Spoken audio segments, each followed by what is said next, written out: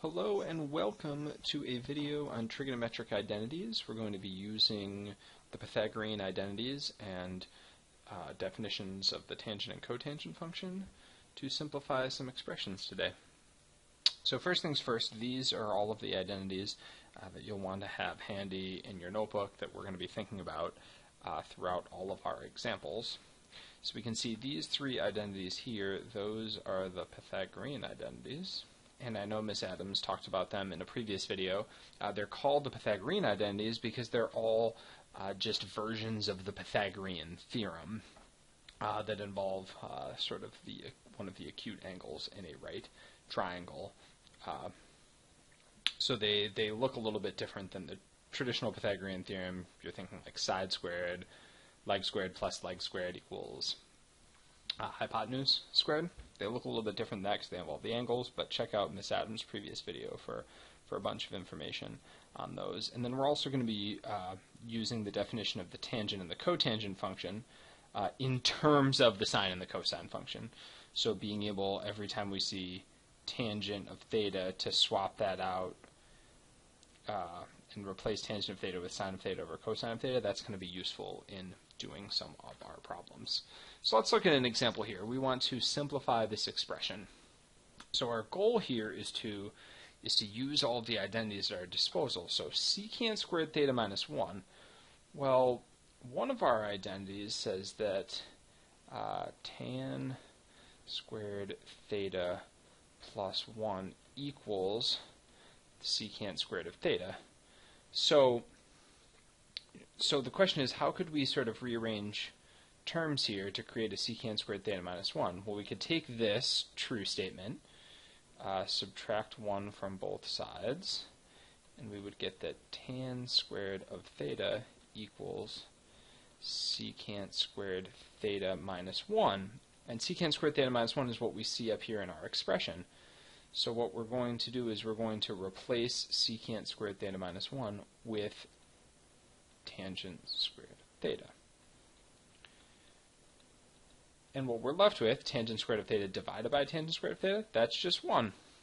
So this really complex looking trigonometric expression is really just 1. It's just a really fancy way to write 1.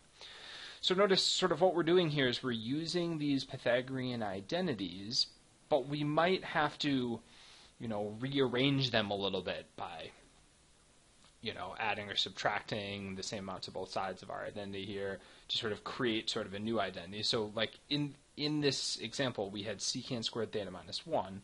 So when you look at the Pythagorean identity, you don't see secant squared theta minus 1, but you can easily create that if you subtract 1 from both sides of the equation here to create sort of this equation. Then I do see secant squared theta minus 1, and I can replace secant squared theta minus 1 with tangent squared theta because they are exactly the same. So here's another example. We got secant squared theta minus 1 times cosecant squared of theta. So, well, we just did this in the previous example. We know that secant squared theta minus 1 is tangent squared of theta. So I'm going to replace this whole secant squared theta minus 1 with tangent of theta, tangent squared of theta. So now, one useful technique is to sort of write out expressions in terms of sine and cosine functions, because then we might see some cancellations, we might get some interesting results. So tangent squared of theta is sine squared of theta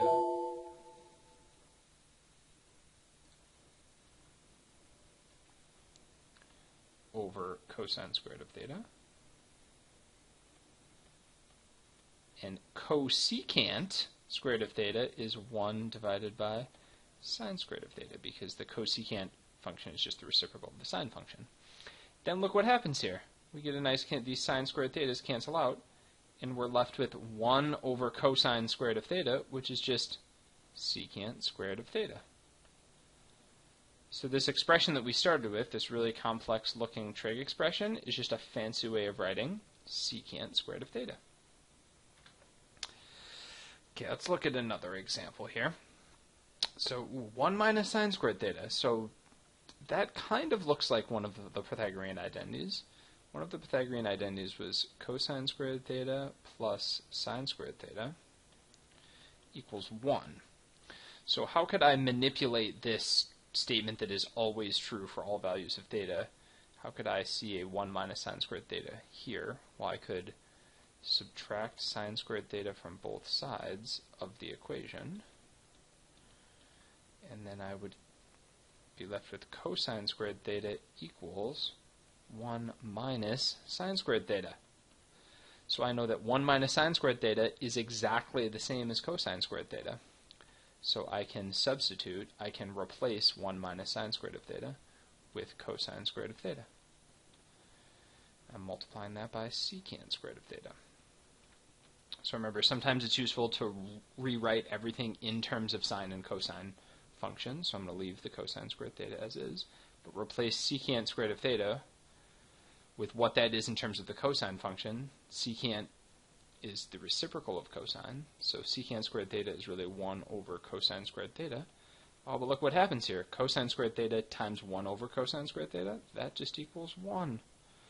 So a lot of times these crazy looking trig expressions, like look what we started with, this crazy trig expression, but this is just a really fancy way of writing 1. So a lot of times you get a lot of cancellations here when you're working with these trig identities. That's sort of the usefulness of the trig identities. They can sort of make expressions a lot simpler than they at first look. Okay, so another example. Ooh, sine squared theta plus cosine squared theta. I think I remember that one.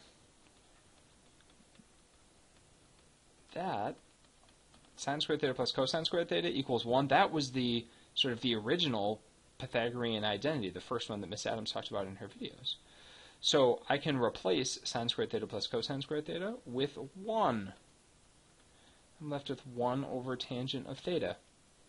So now there's a couple of things I could do here. I could know that 1 over tangent of theta, that equals cotangent of theta, and then I could be done, because the reciprocal of the tangent function is the cotangent function. Or you could think of 1 over tangent of theta as 1 over the sine of theta over the cosine of theta. And then I could resolve this sort of complex fraction. 1 divided by this fraction here, that's going to be the same as 1 multiplied by the reciprocal of that fraction. But look what I'm left with. Cosine of theta divided by sine of theta times 1. Well, that's just cosine of theta divided by sine of theta, but that is cotangent theta. So again, if you knew that 1 divided by tangent theta is cotangent theta, then you're done, because you've sort of simplified this crazy trigonometric expression into sort of a single trig expression, just cotan of theta. That's as simple as it gets. There's your answer. But I just wanted to illustrate that sometimes you can go about these problems in a different way. Like this path down here, this looks a lot different, but you'll wind up at sort of the same place. So there's like a lot of different options many times when you're simplifying these trig expressions. So this is going to take some practice, but I know we're up for the challenge, so good luck.